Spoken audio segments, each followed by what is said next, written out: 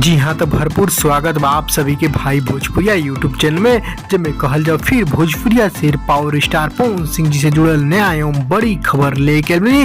उनके शूटिंग पर एक बूढ़ी यानी बुजुर्ग दादी की उम्र के आके उनके शूटिंग भी रोका दली और उस शूटिंग रोकले बाद पवन सिंह जी हाथ जोड़ के कई बड़ा बात कहने और वो बात कहली बूढ़ी बुजुर्ग दादी जो उनकी पवन सिंह हैरान हुए न। जी हाँ, उनकी शूटिंग वहीं प्रतापगढ़ के सेट पर चलता हमार स्वाभिमान शूटिंग और वे शूटिंग पर के दिल कल दोपहर के ही खबर है उनकी चारों तरफ अभी जस्ट वायरल हो रहा बा।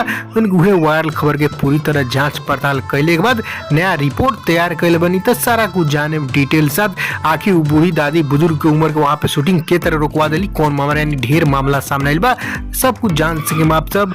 बस पूरा वीडियो अंत तक देखिए।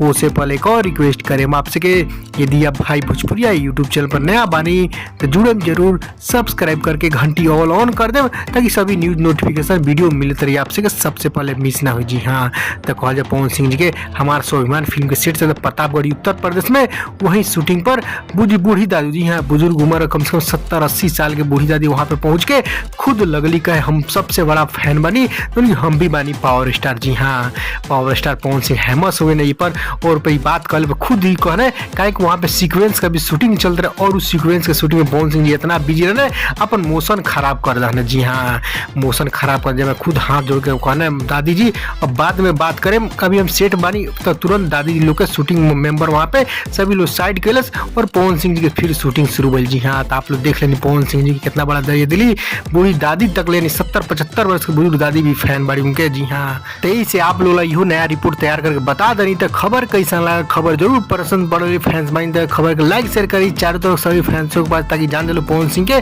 फिर फैंस गिरी जो उनकी फिर नया रिपोर्ट जारी कर भाई उस पर रिपोर्ट बतला।